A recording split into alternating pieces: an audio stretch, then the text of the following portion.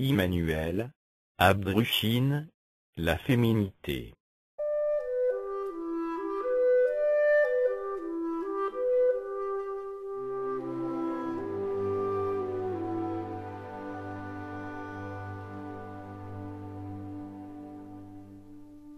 Pareglovissa.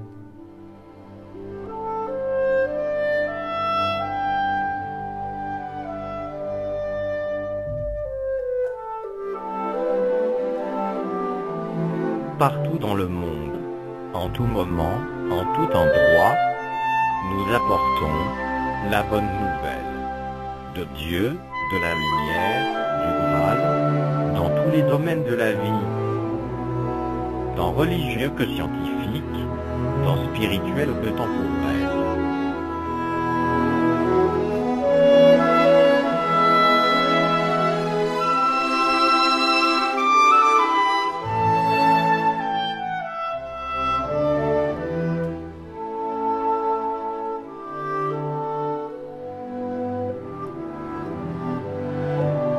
Jésus, la parole.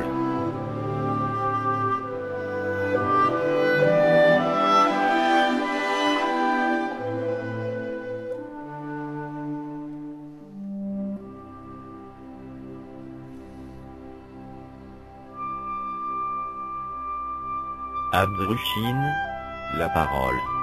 L'auteur du message du Graal.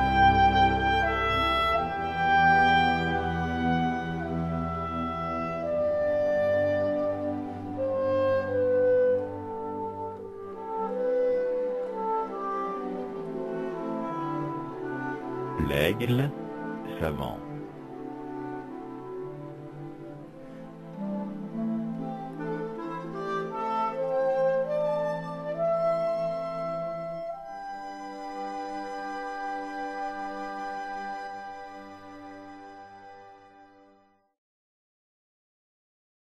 Pour la lumière, Dieu, Dieu le Père, Dieu le Fils Jésus et Dieu le Saint-Esprit Emmanuel. La femme a une place importante dans la création. Pour que la femme joue son rôle destiné pour elle depuis le commencement de la création sur terre, Dieu la lumière a donné des commandements depuis la nuit des temps à toute l'humanité sans exception. En un mot, les femmes, le sexe féminin, de toute race, de toute religion, de toute nation et de n'importe quelle classe sociale et de n'importe quel niveau de formation sont à aimer, à respecter, à honorer et à protéger par les hommes, le sexe masculin. Mais Dieu seul avec son amour et sa justice peut permettre que la femme de la terre devienne la prêtresse de la pureté sur terre, et le sexe dirigeant, car cela exige de lui toute sa bonté, et ce, pour le bonheur de tous les êtres vivants dans cette partie de l'univers. Que Dieu en soit remercié.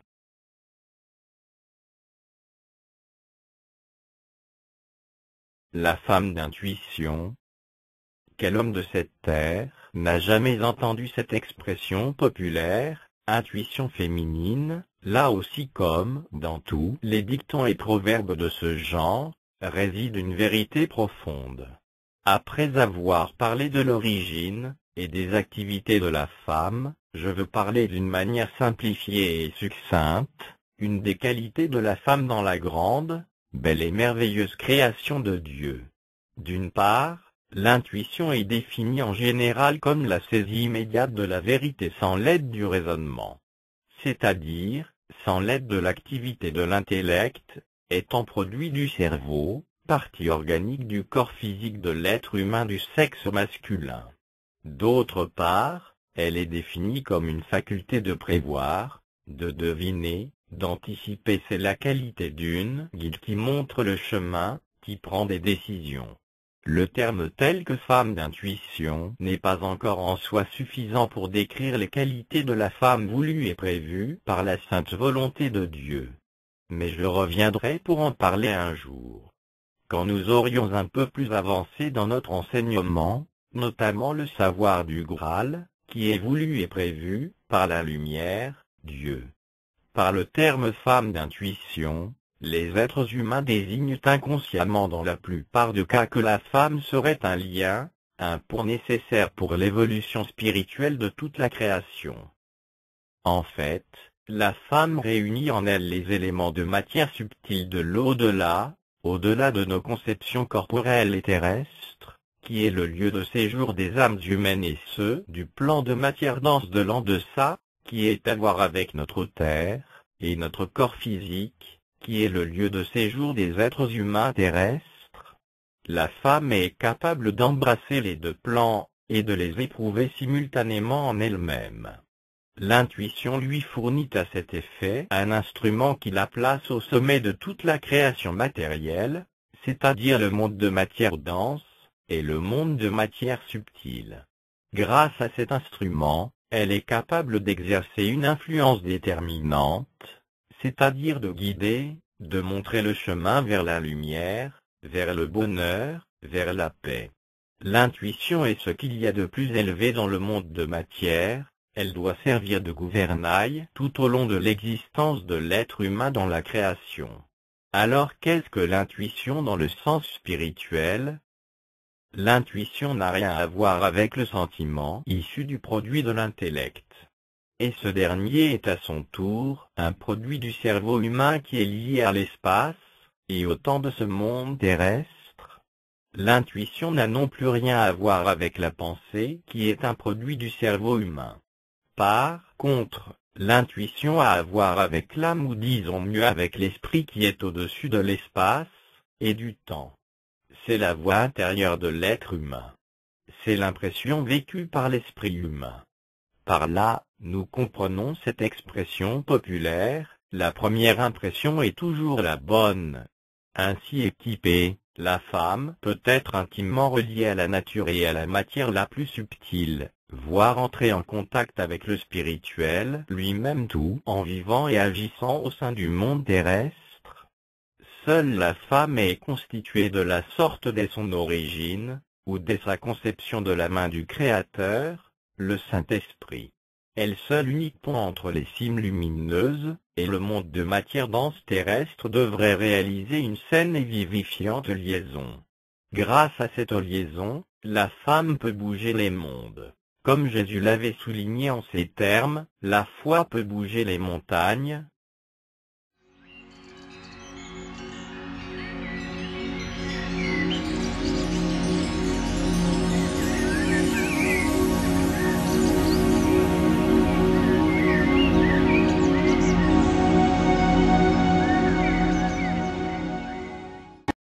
Dieu créa l'homme, à son image, homme et femme, il les créa.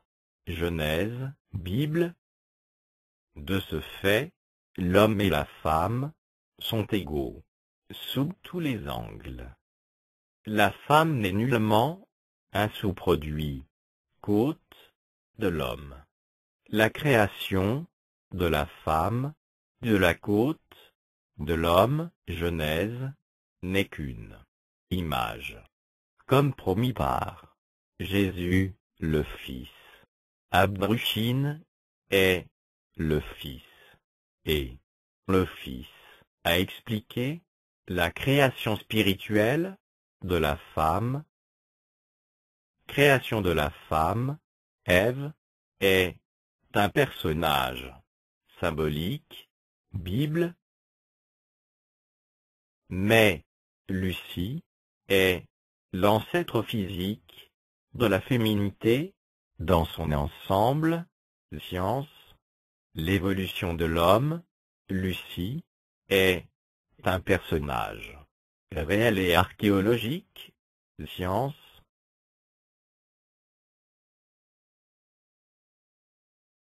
Dieu est le Fils.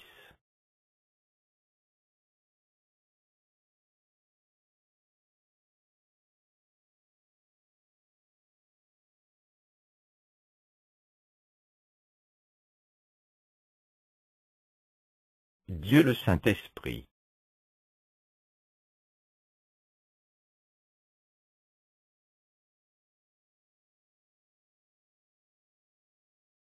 La création de la femme, Ève, est un personnage symbolique et spirituel dans la création de Dieu, science.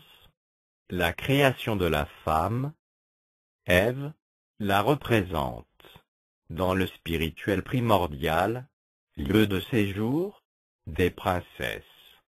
La création de la femme, Ève, la représente dans le monde spirituel, lieu de séjour des esprits humains. La création de la femme, Ève, la représente dans le monde essentiel, lieu de séjour des âmes humaines. La création de la femme, Ève, la représente dans le monde matériel, lieu de séjour des femmes terrestres. L'égalité des sexes, le principe d'équilibre. Aucun sexe, notamment masculin, n'est pas au-dessus du sexe féminin, le soi-disant sexe faible. La domination masculine, dans ce monde, ne veut dire que servir, protéger la femme.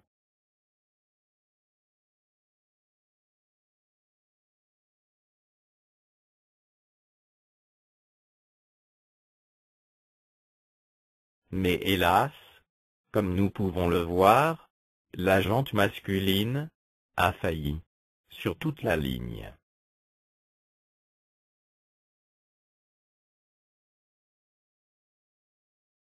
La supériorité de la femme, le principe de pureté.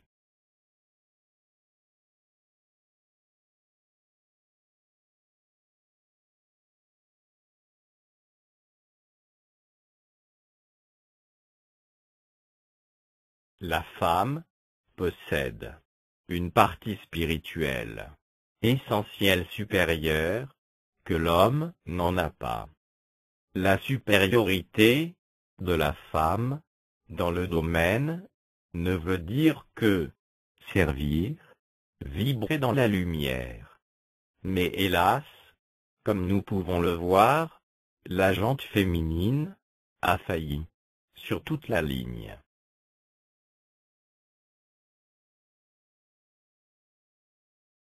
Le christianisme et la femme. La femme d'intuition. Quel homme de cette terre n'a jamais entendu cette expression populaire, intuition féminine? Là aussi, comme dans tous les dictons et proverbes de ce genre, réside une vérité profonde. Après avoir parlé de l'origine et des activités de la femme, je veux parler d'une manière simplifiée et succincte, une des qualités de la femme dans la grande, belle et merveilleuse création de Dieu. D'une part, l'intuition est définie en général comme la saisie immédiate de la vérité sans l'aide du raisonnement. C'est-à-dire, sans l'aide de l'activité de l'intellect, étant produit du cerveau, partie organique du corps physique de l'être humain du sexe masculin. D'autre part, elle est définie comme une faculté de prévoir, de deviner, d'anticiper. C'est la qualité d'une guide qui montre le chemin, qui prend des décisions. Le terme tel que femme d'intuition n'est pas encore en soi suffisant pour décrire les qualités de la femme voulue et prévue par la sainte volonté de Dieu. Mais je reviendrai pour en parler un jour. Quand nous aurions un peu plus avancé dans notre enseignement, notamment le savoir du Graal, qui est voulu et prévu par la lumière, Dieu. Par le terme femme d'intuition, les êtres humains désignent inconsciemment dans la plupart des cas que la femme serait un lien, un pont nécessaire pour l'évolution spirituelle de toute la création. En fait, la femme réunit en elle les éléments de matière subtile de l'au-delà, au-delà de nos conceptions corporelles et terrestres, qui est le lieu de séjour des âmes humaines et ceux du plan de matière dense de l'en-deçà, qui est à voir avec notre terre, et notre corps physique, qui est le lieu de séjour des êtres humains terrestres. La femme est capable d'embrasser les deux plans, et de les éprouver simultanément en elle-même. L'intuition lui fournit à cet effet un instrument qui la place au sommet de toute la création matérielle, c'est-à-dire le monde de matière dense, et le monde de matière subtile. Grâce à cet instrument, elle est capable d'exercer une influence déterminante, c'est-à-dire de guider, de montrer le chemin vers la lumière, vers le bonheur, vers la paix. L'intuition est ce qu'il y a de plus élevé dans le monde de matière, elle doit servir de gouvernail tout au long de l'existence de l'être humain dans la création. Alors qu'est-ce que l'intuition dans le sens spirituel? L'intuition n'a rien à voir avec le sentiment issu du produit de l'intellect. Et ce dernier est à son tour un produit du cerveau humain qui est lié à l'espace, et au temps de ce monde terrestre. L'intuition n'a non plus rien à voir avec la pensée qui est un produit du cerveau humain. Par contre, l'intuition a à voir avec l'âme ou disons mieux avec l'esprit qui est au-dessus de l'espace et du temps. C'est la voix intérieure de l'être humain. C'est l'impression vécue par l'esprit humain.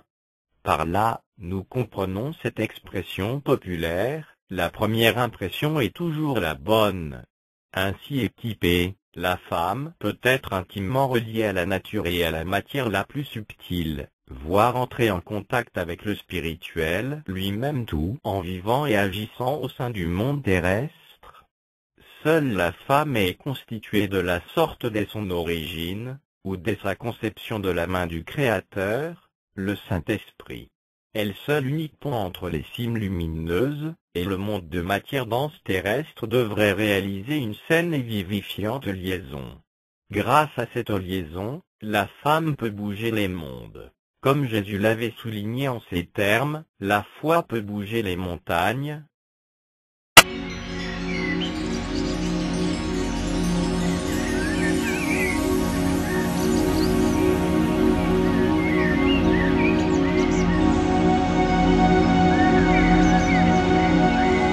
L'islam et la femme.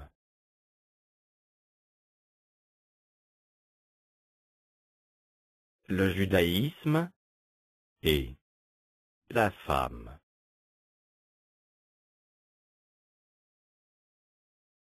La femme terrestre. Quelle fille ou quelle femme n'a pas connu dans ce monde masculin et unilatéralement, positif, l'oppression d'une manière ou d'une autre et cela depuis bien longtemps. Dans ce monde, tout a tendance à oppresser la femme avec sa délicatesse voulue et prévue par Dieu. Or, ce qui est surprenant, ce sont souvent à part quelques érudits, les livres sacrés de différentes religions, qui ont tendance d'un moment à un autre à faire rabaisser la femme à un niveau inférieur à celui de l'homme. Ce qui est surtout inquiétant, cet état de choses se fait dans un silence spirituel, quoique les mouvements féministes ont été créés en vue de répondre aux attentes de la femme terrestre. Mais malheureusement ces mouvements ne traitent pas la source des problèmes, car elle est d'autant plus profonde que ces mouvements manquent des outils adéquats pour pouvoir résoudre tous les problèmes liés à la femme de ce monde. Prenons le cas de la Bible. Séparons-la en 4 parties qui sont notamment la Genèse, l'Ancien Testament, le Nouveau Testament et l'Apocalypse. Et essayons de trouver l'origine de l'arrogance du sexe masculin et de l'humiliation du sexe féminin. 1. Parlons tout d'abord de la Genèse. Si nous y lisons que « Je rendrai tes grossesses très pénibles, c'est avec peine que tu accoucheras. Tes désirs se porteront vers ton mari, mais il dominera sur toi. » Genèse 3:16. Quelle serait sa réaction à propos de la domination? Ensuite, prenons le cas de l'Ancien Testament. Tout le pouvoir était exercé par l'homme. Est-ce que c'était prévu et voulu par Dieu? 2. Étudions le cas du Nouveau Testament. Les 12 apôtres de Jésus étaient tous des hommes. Est-ce que c'est la raison pour laquelle la communauté religieuse ne veut pas de prêtresse dans son église? 3. Étudions le cas de l'Apocalypse. Au chapitre 17 et 18 on parle d'une femme, Babylone la grande prostituée, assise sur une bête écarlate, plein de noms de blasphème. Est-ce que la femme est censée représenter l'impureté dans ce monde? Le Coran, le livre sacré des musulmans, en parle, car nous pouvons y lire. 34. Les hommes ont autorité sur les femmes, en raison des faveurs qu'Allah accorde à ceux-là sur celles-ci, et frappez-les, dans le sens de se séparer d'elles. Si elles arrivent à vous obéir, alors ne cherchez plus de voix contre elles, car Allah est certes, haut et grand. Coran 4h32-34, les femmes. La littérature diverse ancienne ou nouvelle sur le Graal, en oubliant les littératures intellectualistes et contemporaines, qui sont faites tout simplement des observations superficielles, et qui souvent ne sont pas favorables aux qualités et aux aides de la femme à l'humanité, ne fait que confirmer l'état des choses. Les soi-disant légendes du Graal décrit la femme comme un être faible, influençable, impur, donc d'aucune utilité dans le service du Graal. En dehors de la Bible, qui contient les enseignements de Dieu, et de littérature du Graal qui parle de la pureté, de l'amour et de la justice, nous avons quotidiennement dans les informations de tous les jours sur les faits divers venant du monde entier connaissance des violences que les femmes subissent de leurs maris, de leurs proches, notamment les crimes d'honneur, les violences conjugales et les autres horreurs. Concernant les péchés, la femme n'est pas la seule fautive au sens spirituel. L'homme aussi a une lourde responsabilité. Ce dernier ne voit plus sa responsabilité spirituelle. Au contraire, il s'acharne jusqu'à aujourd'hui sur la femme, car il est un grand séducteur sur terre. Il est actuellement avec son intellect le bouc au milieu des brebis, notamment les femmes et les jeunes filles. Mais pas seulement un grand séducteur, mais un grand oppresseur, et un grand destructeur de tout ce qui est délicat, beau et féminin. Dans sa lutte, la femme a besoin de la lumière et de son intuition. Car sans l'aide de Dieu, elle ne peut rien faire en la matière.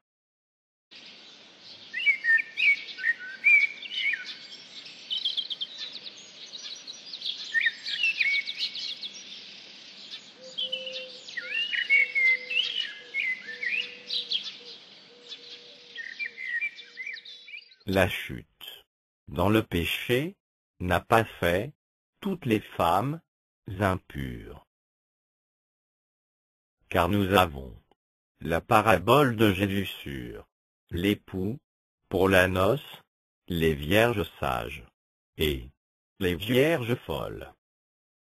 L'époux est déjà venu. L'époux est le Fils de l'homme, l'Esprit de vérité, le Saint-Esprit, et il a déjà donné sa main pour les noces, avec toute la féminité, sans exception.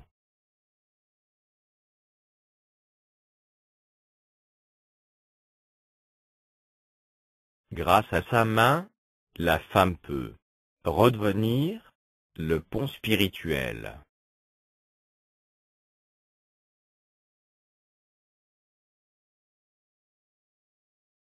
Grâce à sa main, la femme peut redevenir le sexe dirigeant.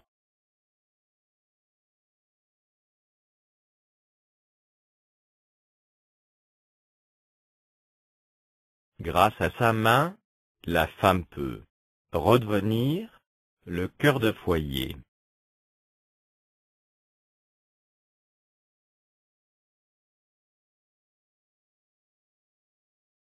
Grâce à sa main, la femme peut redevenir la fleur spirituelle.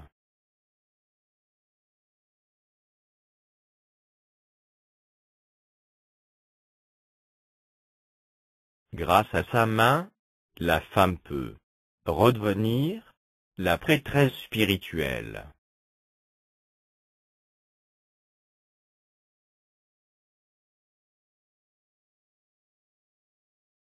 Grâce à sa main, la femme peut redevenir la gardienne de la flamme.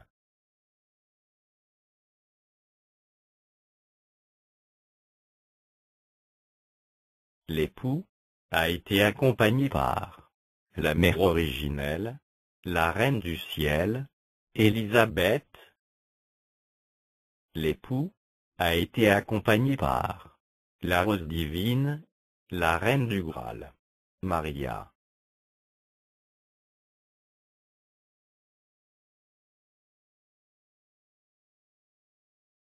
L'époux a été accompagné par le lys pur, la reine du Graal, Irmingar.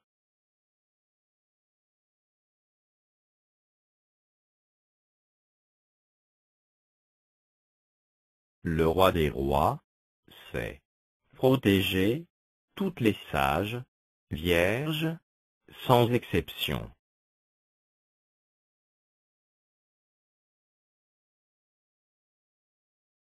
Le Seigneur des Seigneurs est accompagné des animaux savants, le lion et, maintenant, l'aigle savant.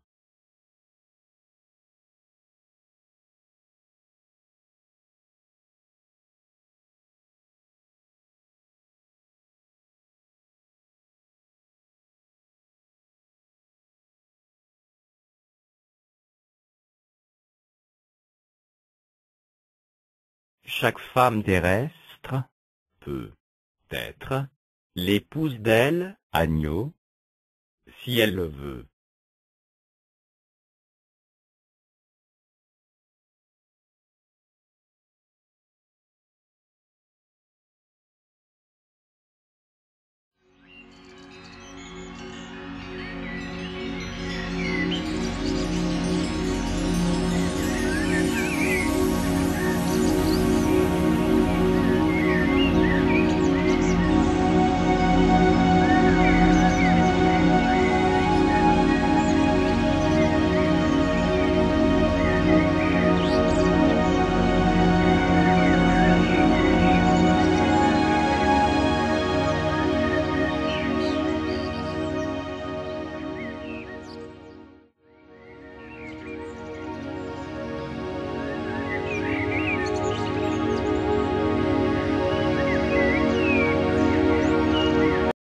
Frappez, l'on vous ouvrira.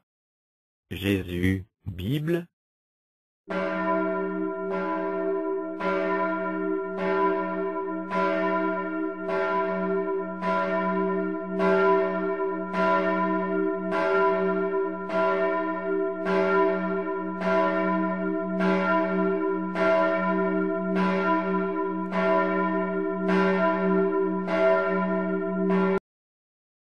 Conçu et réalisé par Aigle Vissa.